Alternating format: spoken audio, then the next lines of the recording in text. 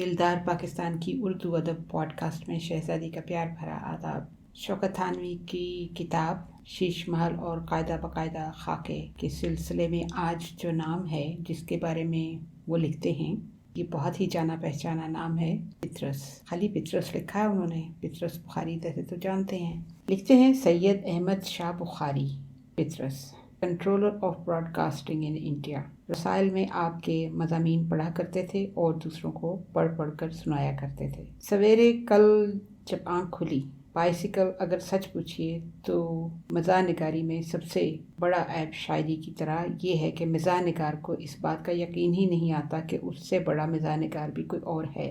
मगर पितरस के मज़ामीन पढ़ पढ़ कर कम से कम मुझे हर वक्त ये अंदाज़ा होता रहा कि मज़ाह निगारी में ये शख्स किस कदर बुलंदो बाला है और मैं किस कदर पस्त। पितरस की सतह पर पहुंचकर जब मैंने अपने को तलाश करने की कोशिश की तो ये मालूम हुआ कि कुतुब मीनार की आखिरी मंजिल पर चढ़कर ऊपर से मौलाना सहाय को देख रहा हूँ, जो सब्ज़ावार पर एक मोहूम से कुत्ते की शक्ल में मुतहरक नजर आ रहे हैं। रेडियो में तकरीरों के सिलसिले में दिल्ली जाना हुआ। कंट्रोलर साहब से नहीं, पितरस से मिलने उनके दफ्तर गया। सर से लेकर पैर तक एक इंसानी शक्ल का दिमाग अपनी कुर्सी पर बैठा काम में मसरूफ़ था। बहुत ही खंदा पेशानी से मिले, वाजबी सी बातें हुईं और आखिर वादा कर लिया कि आपके नए मजमुआ मज़ामीन पर मुकदमा मैं लिखूंगा। कुछ दिनों के बाद हम खुद रेडियो में मुलाजिम हो गए। मजमुए की तरतीब के वक्त पितरस साहब को एहतियातन इनका वादा याद दिलाया। जवाब आया कि अब सूरत हाल कुछ और है। अब ना आपके लिए मुनासिब है कि मुझसे मुकदमा लिखवाएं, ना मेरे लिए मुनासिब कि मैं लिखूं। बात सच्ची थी, चुप हो रहे। ज़हीन कहना पितरस की तौहीन नहीं है, बल्कि मुझे ये डर मालूम हो रहा है कि जहानत में इनके दिमाग की तमाम कैफियत समा भी सकी है या नहीं। कुछ समझ में नहीं आता कि इतना बड़ा दिमाग एक महदूद से सर में क्यों कर आया होगा। सुना है कि अंग्रेज़ी के बहुत बड़े अदीब तस्लीम किए जाते हैं। मैं कहता हूँ कि अगर उर्दू ही के कौन से छोटे अदीब हैं। बहुत कम लिखा है, मगर जो कुछ लिखा है वो तराजू के एक पल्ले में और दूसरे में अदब उर्दू के मिजाह की तमाम कायनात, आगे ब्रैकेट्स में लिखते हैं, इस कायनात में अकबर अलाहाबादी शामिल नहीं है। ईमानदारी से तोलिए, डंडी न मारिए तो पितरसी का पल्ला भारी नजर आएगा। शुक्र है कि मैं रेडियो की मुलाजमत से सुबकदोश होकर ये लिख रहा हूँ, वरना इसको एक किस्म का कसीदा ही समझा जा सकता है। मेरी मेज़ पर मज़ामीन पितरस का एक नुस्खा हर वक्त मौजूद रहता है। लोग चुरा ले जाते हैं तो इसकी जगह दूसरा फ़ौरन आ जाता है। मेरे मिजाज में अगर कहीं कहीं पितरस से सिरका नज़र आए तो आप मुझको चोर न समझें। किस्सा दरअसल ये है कि पितरस मुझ पर तारी होकर रह गए हैं और मैं बेसाख्तगी में इनका असलूब और यकीनन चुरा लेता हूँगा।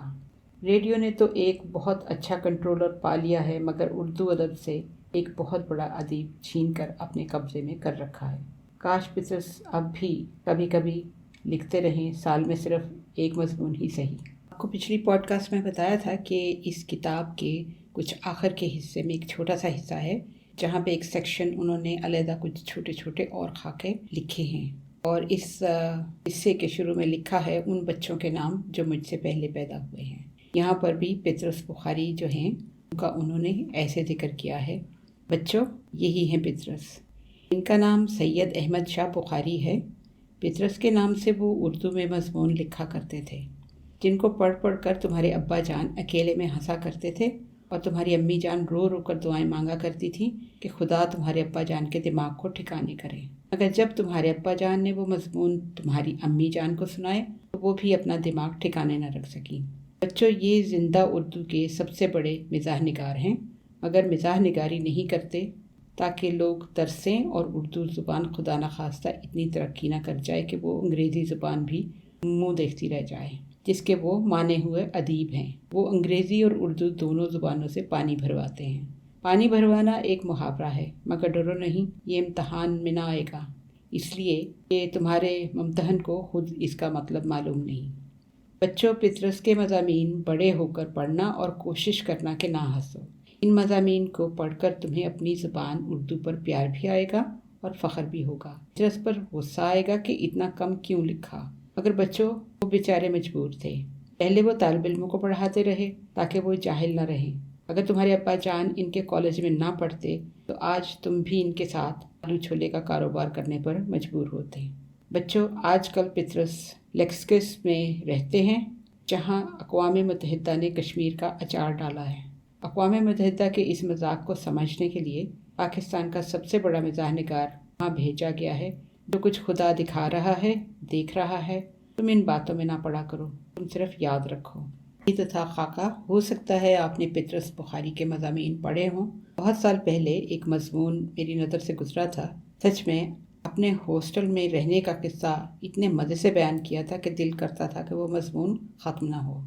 آپ جانتے ہیں کہ پطرس بخاری نہ صرف رائٹر تھے بلکہ ٹیچر، پروفیسر، براڈ کاسٹر اور ڈپلومیٹ بھی تھے۔ پہلے جب انہوں نے لکھنا شروع کیا تو انگریزی میں لکھنا شروع کیا اور لاہور گورنمنٹ کالج میں انہوں نے پڑھایا، شاید پڑھا بھی۔ ایسے لوگوں کے بارے میں جان کر بہت دل کرتا ہے کہ کاش وہ گورنمنٹ کالج میں اس وقت پڑھا رہے ہوتے جب دلدار بھائی وہاں پڑھا رہے تھے۔ خیر، خواہش کوئی لاجک تو نہیں رکھتی، ایسی معصومانہ خواہشیں تو ہم سبھی کرتے ہیں۔ خیر، جب انہوں نے لکھنا شروع کیا تو اپنا تخلص پیٹر رکھا۔ ان کے استاد تھے جو بہت اچھے تھے اور غالباً انہیں سے انسپائر ہو کے تو انہوں نے اپنا تخلص پیٹر رکھا، اور ظاہر ہے کہ انگریزی زبان میں لکھ رہے تھے تو انگریزی نام ٹھیک لگ گیا، لیکن جب اردو میں لکھنا شروع کیا تو پھر اپنا تخلص پطرس رکھ لیا۔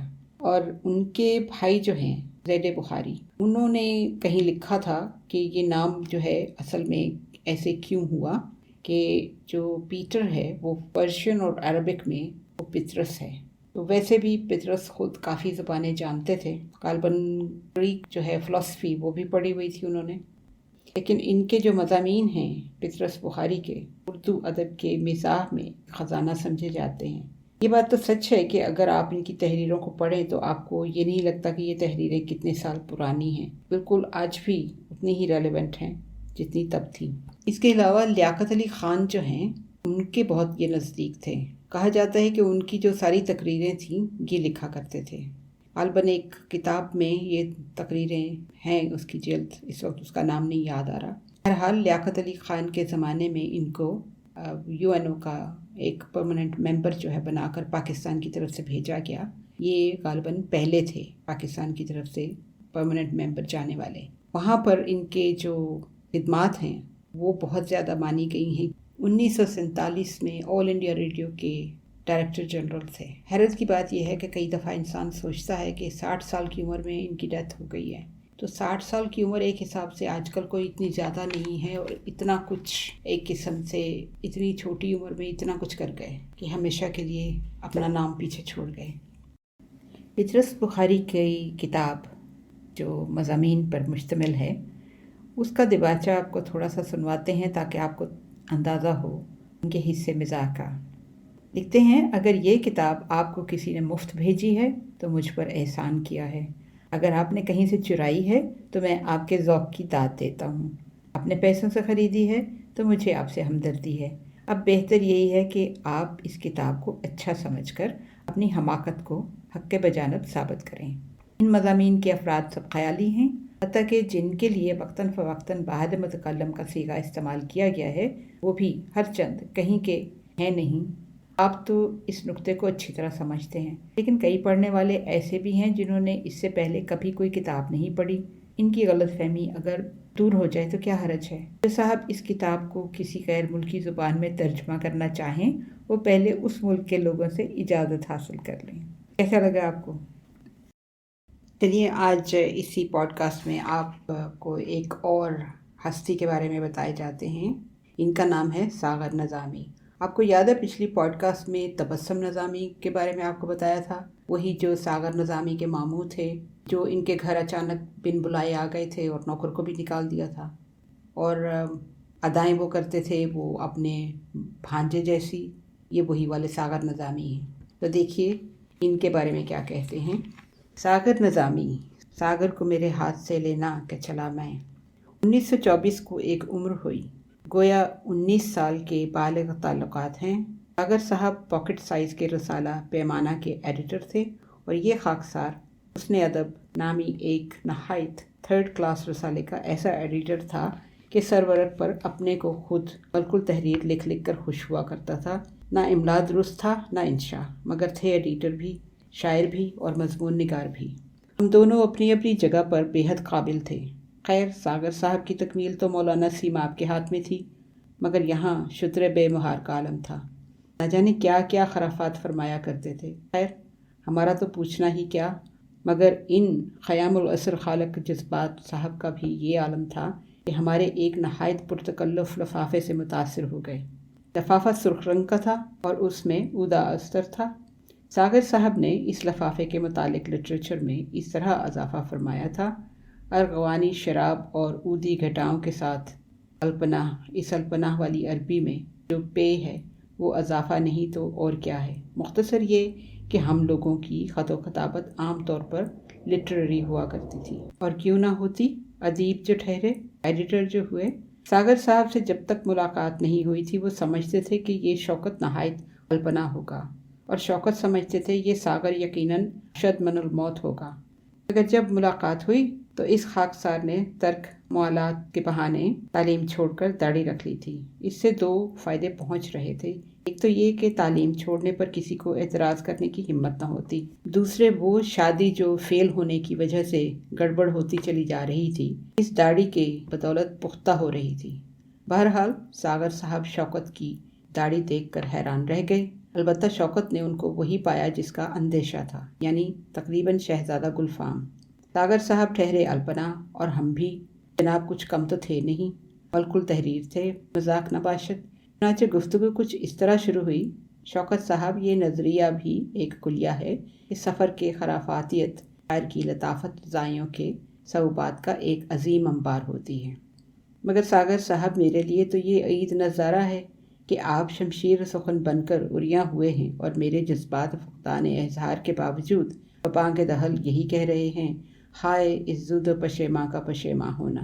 یہ دراصل آپ کی مقناطیسیت تھی کہ میں گنبد تاج کے مرمری سایہ کو چھوڑ کر عروس البلاد کے اجلے شیر آگئی میں نظر آ رہا ہوں۔ داڑھی پر ہاتھ پھیر کر عرض کیا: ایمان کفر کا میزبان ہے۔ چوڑی دار پاجامے کی چوڑیاں مرتب کرتے ہوئے فرمایا: کس قدر شعر بدوش بات کی ہے آپ نے، ایک میں قدر رقصاں اور لرزاں کا کیف اس ایک جملے میں مبحوث ہے۔ مختصر یہ کہ دو خاموشی پاگل ایک دوسرے کے مقابل تھے۔ ایک آدھ ملاقات تو اسی طرح ہوئی کہ دونوں اپنی اپنی کہتے تھے اور سمجھنے کا دونوں طرف ذکر نہ تھا۔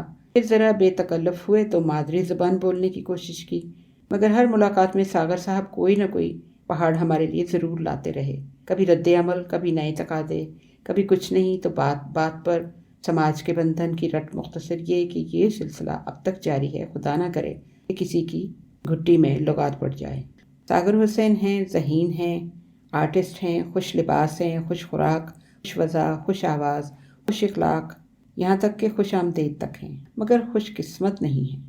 یہ صرف مجھے معلوم ہے کہ میرا ساگر کس قدر بدقسمت ہے۔ ساگر کو فکر معاش سے آزاد ہونا چاہیے تھا، ساگر کو شعر و ادب کا پیشہ اختیار کرنا نہ پڑتا، یہ محض شوق ہوتا۔ ساگر کے لیے ایک تاج محل کی قسم کا محل ہوتا جس کے آئینہ خانے میں ساگر ہر وقت بنتے سنورتے رہتے، کچھ حسین مصاحب ہوتے جو ان آرائشوں کی داد دیتے، کوئی گلاب پاشی کرتا اور کوئی عطر بیزی۔ پھر اگر ساگر جھوم جھوم کر پڑتے: پٹ مندر کے کھول پجاری، پٹ مندر کے کھول، تو اس کا کیف ہی کچھ اور ہوتا۔